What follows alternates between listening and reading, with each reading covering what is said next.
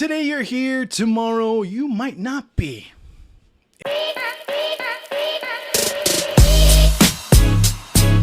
If you criticize, if you say something, if you end up not, saying something that's not truthful. That's the moral of the story when it comes to Xavi Hernandez, I guess, because, what was it? 3 weeks ago, we were talking about how, Joan Laporta was he was in tears, filled with emotion, so happy, ecstatic that Xavi Hernandez was making a U-turn on leaving Barcelona, and then now saying, hey, you know what? I'm going to stay. Fully committed, fully ready, fully anxious, ready to go, raring to see what 2024-25 have in store for the culé. And then all of a sudden he goes and says these words. Well, again, like I said, I'm making sure that I do end up being precise. So bear with me. That's why I'm looking in the other way. I believe that the culé, the Barcelista, the fan, the socio, needs to understand that the situation is very difficult, especially at the economic level. This is because because of the situation that they're going through. Of course, he talks about it, saying that at the economic level, in order to compete with the biggest contenders, be it Madrid in Spain, like those in Europe. Of course, talking about City, Liverpool, teams in the Premier League, Bayern Munich, even PSG. We're going to adjust to that.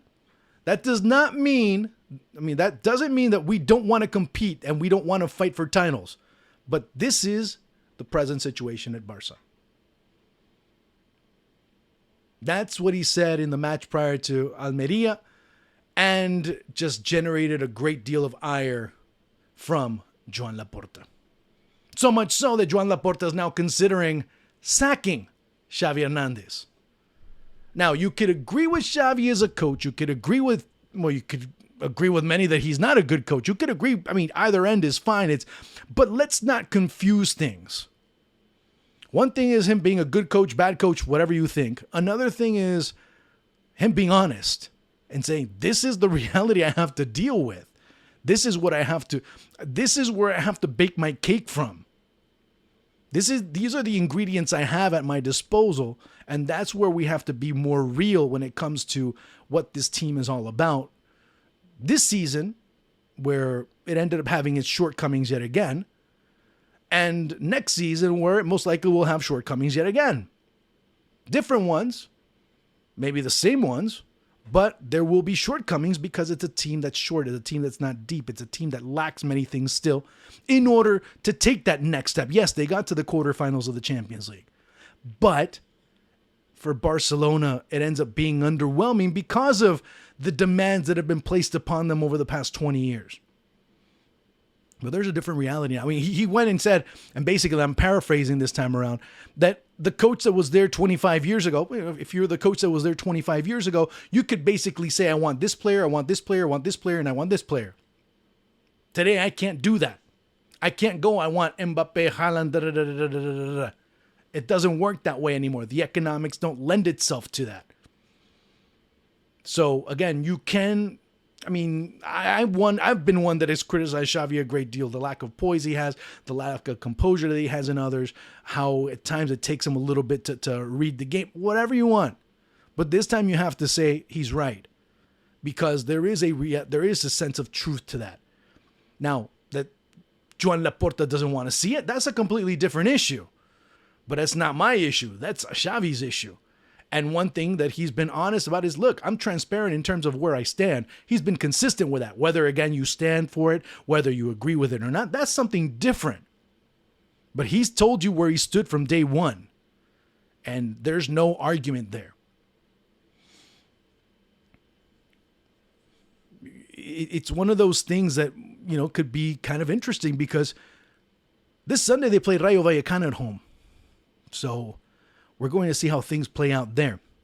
They play Rayo at home, and there will be a chance to look at what happens with Xavi and say, Xavi, yes, Joan Laporta, no yet again, because that's what happened the other day when they played at home last time. Look, I'm just being real. I'm just being completely real. There are a lot of disappointments when it comes to Barcelona this season, but they were expected. I mean, anyone who expected Barcelona to go and win the Champions League was smoking some really good stuff. I'm sorry. Could they win the league? Maybe. They could have, but there were too many things that went against them, and there are too many things that went wrong, and there's too many things that they did wrong throughout the season to kind of revert that situation. While on the other end, everything that Real Madrid did, despite tripping and falling over a lot of times, still went according to plan. They were able to make adjustments on the fly much better than Barcelona. It's just facts. Especially when you can't beat the two teams that are directly competing with you, well, that's going to be a problem. And it ended up being exactly that. You end up losing, what was it? Yeah, you basically lose all 4 matches against your two direct opponents. Yeah, that's a problem. And that's not something that you can really turn around from. That's just being real. Now, speaking of being real, it's this... I think I'd heard what Marcelo Beckler say the other day, that Joan Laporta basically was having another attack of testosterone, trying to impose himself as the hard man, as the authoritarian president, as the tough guy, when in reality he didn't have much. You're starting to see that collective house of cards begin to fall apart for Barcelona, which took so long for Laporta to try and give the illusion that everything was coming back together, everything was being rebuilt. All it takes is just one little flick and it's all done. And it's also of his own doing. All of this situation. Yeah, okay, fine. You know, if you're not happy with what Xavi said, it's something you deal with behind closed doors. It's not an attack on you. It's talking about the reality of the situation. And he wasn't making excuses either. Let's also be clear with that. Saying, this is what I have. That's it. It is what it is. You know, he wasn't saying, I mean, yeah, at times we've heard Xavi talk about, well, yeah, it's the sun, it's the moon, it's the stars, it's the pitch, it's the rain, it's the cold, it's the heat. You've heard that, yes. But today it wasn't that. He said, this is what I have. Not today, the match against Almeria. So that ends up being the biggest issue. That ends up being the biggest problem with Barcelona. Is it this illusion of grandeur that's no longer there? That they still think that they can, or at least I should correct myself and say that when I say they, of course I'm talking about the brass, I'm talking about mostly Joan Laporta, who had given people he promised this illusion of grandeur that, hey, we're going to pay off all our debts and we're going to win Champions League at the same time. That's not going to happen. Of course, the socios and everybody that voted and all the people on Twitter and all the social media bots and all these, they bought into it. They fell hook, line, and sinker. They believed that from the get-go. Oh, he's the one that led us to the treble back in 2009. He'll lead us to the treble again next year. No. It's a different situation now. It's a different situation. And nobody even thought about it. They voted for him, and this is what you get when you vote. So I don't want to hear it. You get what you vote for. Don't ever forget that, ladies and gentlemen. Barca is just living proof of that. Because Bartomeu even, those types, Bartomeu was bailed out because he won a treble. Let's be completely honest. People forget, well, things are going to shit, and all of a sudden Barcelona won a treble. Okay, fine, let's vote for the guy that messed everything up in the first place. And of course, he was given free reign. It ends up being a very interesting situation where there were so many issues that were brought up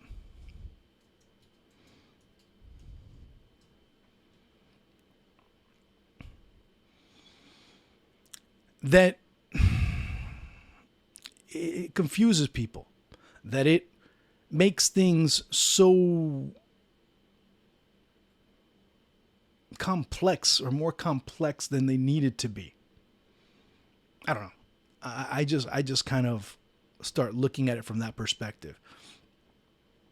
But what ends up being kind of insulting And now, mind you, I'm not a Barcelona fan, nor do I say it. Just like I've said before, I'm not a Madrid fan, nor I plan to be, nor do I act one like one on television. You can question Xavi, and I've already said this. You can question him as a coach. You can question him in his decision making, on his tactics, whatever you want. But if there's one thing you can never ever, disrespect, is what he means to this club as a figure, as an individual, and what he's contributed through almost 30 years at Barca. You can't deny that.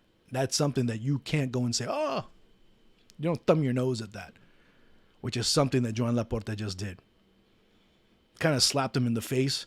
Now, like I said, you go back and now you see everything that has happened and transpired over the last few months to get to this point where not only are you thinking, well, financially, damn, he could have resigned and I'm saving myself 8 million euros. Now you have to pay those 8 million euros because you're planning on sacking him, and then you don't have a plan, and you're bringing in a very green coach and possibly Rafa Marquez because there's no one else that's going to want to take this over. And if there is someone that's going to take it over, who's available? Who do you bring in? Rafa Marquez is basically it. And he is of the liking of Deco. He is of the liking of Joan Laporta. But you're basically slapping in the face an institution of the club. Player that's had the second amount of matches played only compared to Messi, World Cup winner, Champions League winner. I mean, just an absolute legend of the club. And you're treating him like that? Again, like I said, you can look at him as a coach however you want, but as an entity, there's no denying what he's offered. And again, it's been the problem that Barcelona has had in the way they treat their idols. I don't have to give you many examples, do I? Just look at the way they treated Messi and how he ended up leaving. Embarrassed in the middle of the night, going to Paris. Being told, the contract's done. And yet at the last moment, it's not done. And we can't do anything. We can't help you. And all of a sudden, he's scurrying to find work. Not that he's going to die of hunger. Not that he was going to be roaming around as a vagabond in Paris. Okay, let's be real. But when you're out of work, you're out of work. And you got to find a way to make ends meet. Whether you're a multimillionaire or whether you're trying to scrounge a few pennies together. It's a very disconcerting situation. Okay, so let's be real. But you don't treat people like that. Treat people that have contributed so much and given so much to the legacy of the club, and whose legacy is so important, and they gave beyond what anyone else has done. Only 2 or 3 players, you could say, mean so much to Barcelona than Xavi and Messi.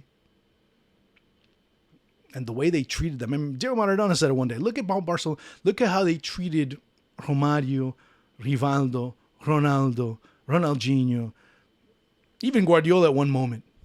Look at how they treated them and how they ended up leaving. Look at how those two, Xavi didn't leave that way, but look how he's leaving right now. Look at Ronald Koeman, how he left. And Ronald Koeman is an eminence within Barcelona lore. So again, it's yet another slap in the face to another idol. It's embarrassing to see that happen. And again, I reiterate that. You can think whatever you want of him as a coach. But as a figure, as an idol, as a symbol, there's no doubting what Xavi means to this club. And what Joan Laporta just did is beyond disrespectful. It's disgraceful what he's doing right now to one of the greatest idols of his club. So with that in mind, we end up having this conversation. It's going to take an entire weekend to figure it out. Will he be sacked tonight? Will he be sacked in the morning? Well, that shall be seen. Again, guys, please support. Make sure that you do the usuals. Give the thumbs up, subscribe, do those things. I'd love for you to do so. I'm not asking, but if you would do so, it'd be great. Of course, that helps the project move forward. It helps it advance and maybe even evolve into other things that I want to do. And I can only do it with your help. So I would greatly appreciate it if you do. And we'll move forward. We'll move onwards, upwards, and with better things. And I'm really looking forward to what the future has in store. Guys, you'll have an Ask Me Anything that's coming out this week. Also, and ask me anything that'll be coming out in a couple of weeks. So whatever questions you want to leave, please do so. Please give feedback. Please give ideas. I'd love to be able to do as much as I can here and do it for y'all guys. I mean, for me, that's the most important thing. And maybe even start looking at doing some match commentary here. We'll see how things play out. Okay? Thank you so much. Until next time. Ciao.